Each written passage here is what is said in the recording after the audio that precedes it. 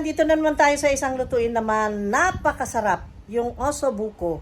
Itong osobuco in modo mio. Modo mio meaning yung style ko. Yung style ko of cooking osobuco ay matutunghayan nyo at ito ay traditional cooking ng Italian. But for me, syempre, iba, may twist na Pinay. Pinay pa rin tayo. Okay. I have here, 4 na osobuco. So, ngayon, timplahan ko lang siya ng salt and pepper. Ganun lang. Ayan. Magkabilaan. Magkabilaan siya.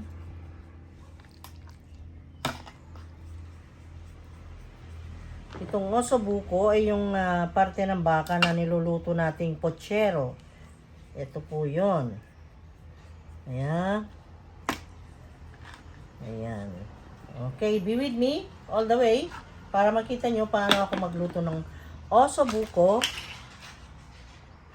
in modo di MJ. Ayan. Meaning, style ni MJ. Style ni MJ, masarap. Okay? Masarap. Okay. Ngayon, doon na tayo sa next procedure. Now, i-fry natin ng babahagya ang ating osobuco na tinimplahan. Let's heat the pan. Maglagay lang ako ng olive oil.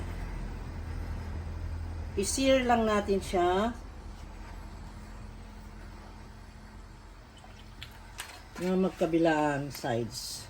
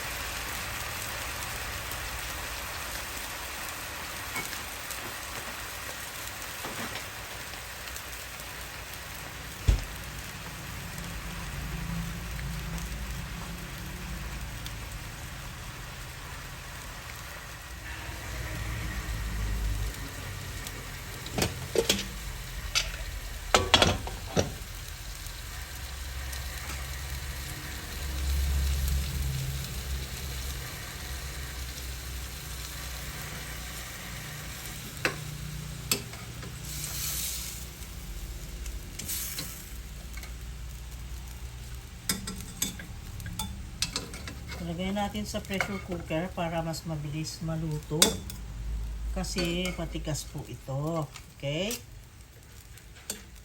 Tulungan ng pressure cooker. Then, tsaka natin kumpunihin sa kanyang sauce. mamaya. Wow, ang sarap nito. This is the gravy. Look at that, the gravy.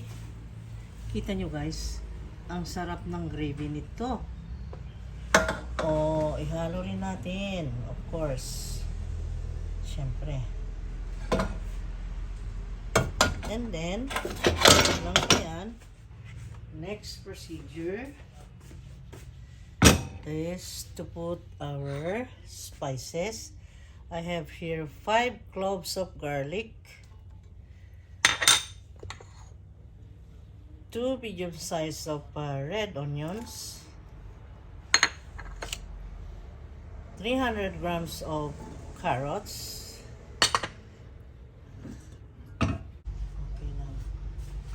Okay now. And 300 grams of potato.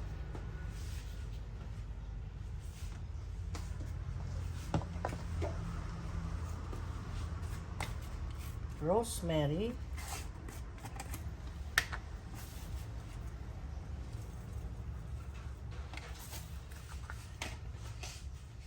Put some seasoning.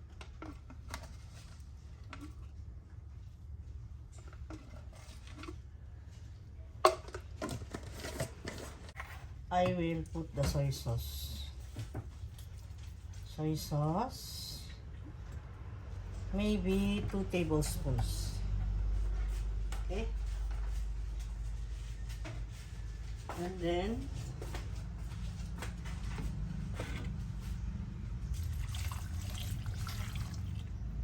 two glasses of water. Like that. Then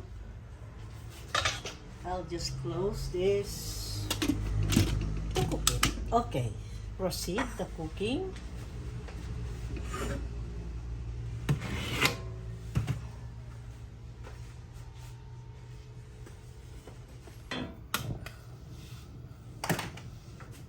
Okay.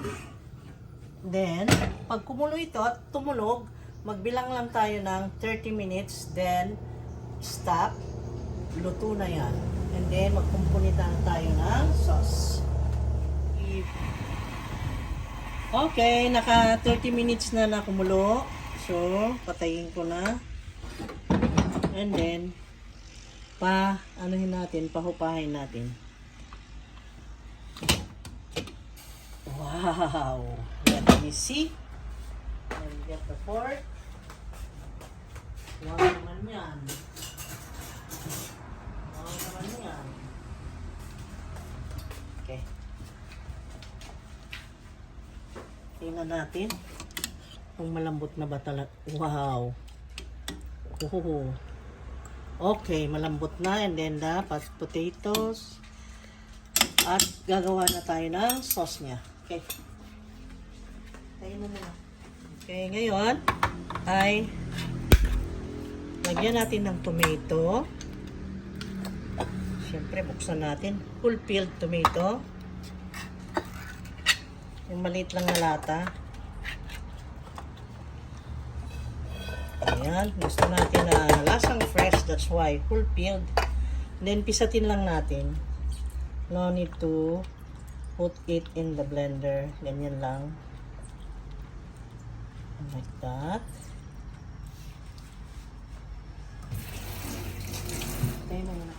Okay, ngayon ay lagyan natin ng, dahil Pilipino tayo, meron tayong Eden cream cheese. Hindi ako sponsored guys, pero ina-advertise ko kasi mas mura ito kaysa doon sa mga imported. Okay? Ito siya. At tayo maglagay konti dyan sa ating lulutuin sauce para siya maging more creamy, more malinamnam. Okay? Let me take the... Okay. Maglagay tayo ng yan. Half of this. Ayan. Ganon. Pisatin lang natin.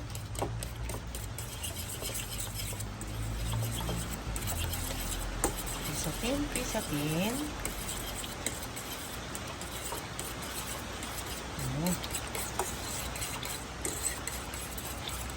Ayan, a little of salt.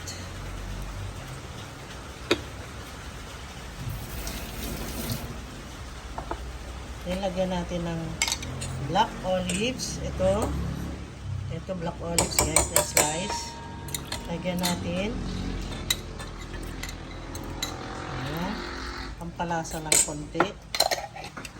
At yung favorite natin na olive na manzanilla. Yung buo-buo. Ayan. Okay.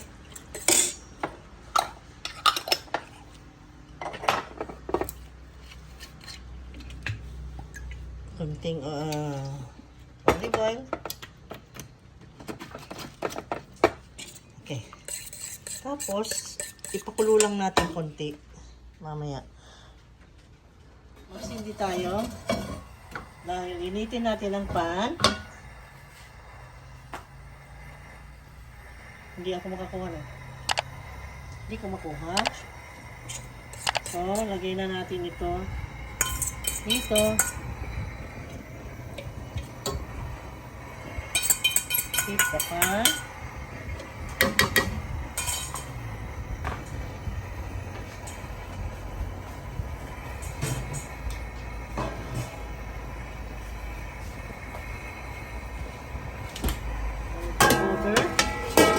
Okay, let's wait for a while. Okay, tingnan natin. Oh, eto na. Tapos, meron akong prepare dito na yung 1 teaspoon of cornstarch para lalong lumapot. Ayan. See that? Ayan, lumapot na siya. So now, ang gawin ko is that kunin natin yung laman dito sa sabaw.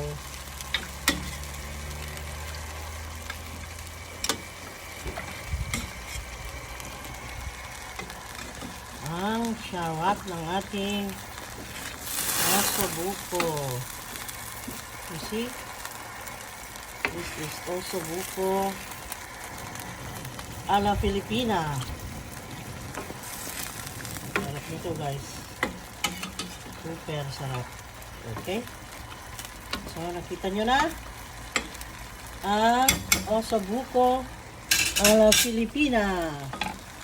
Wait, kunin ko yung alik yan.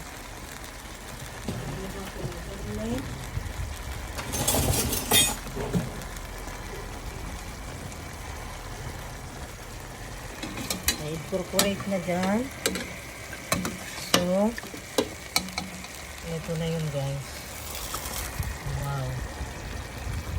Ang ossobuco, parang wala na yata yung intact niya. Pero this is my ossobuco. Ayan.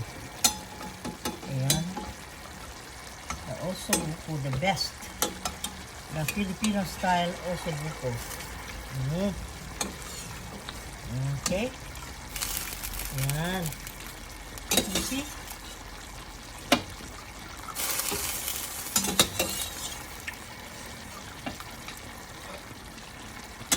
Ossobuco, the best. That's it. So now I will now taste.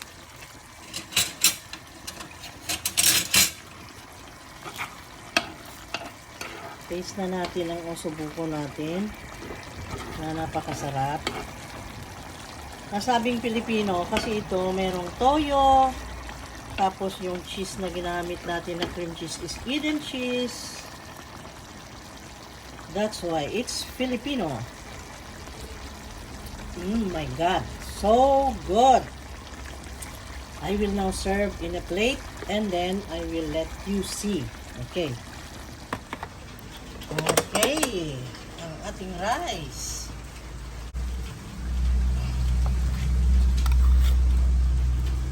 Kaya Filipino ossobuco because with rice.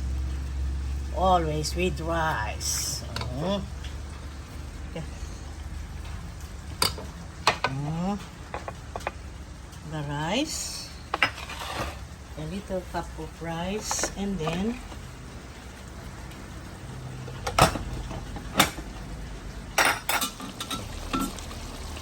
Okay. Serve na natin ang ating oso buko. Ang laki. Pwedeng 3 tao yata kakain yan. See that? Okay, come on. Pwede na. Wow. Wow. You see? So nice. So beautiful oso buko. Now, it's time to eat. See, diba? Okay. Hope you like this, guys. Let us eat. I will let you see. What is this? Pagkain ko mamaya.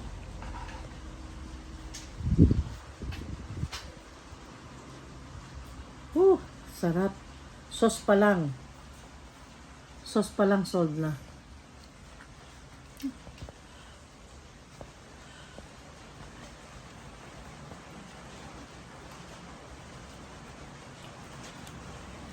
Look at this, oh. Very tender. Tender, juicy. Tender, juicy meat. Beef. Wow.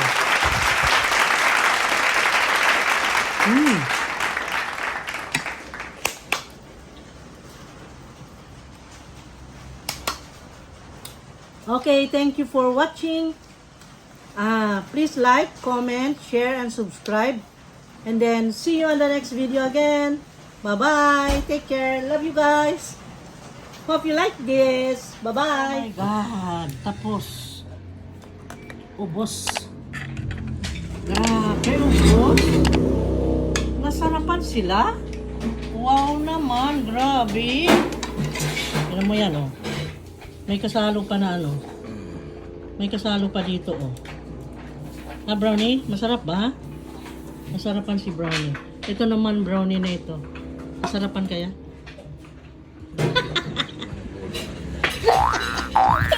Masarapan.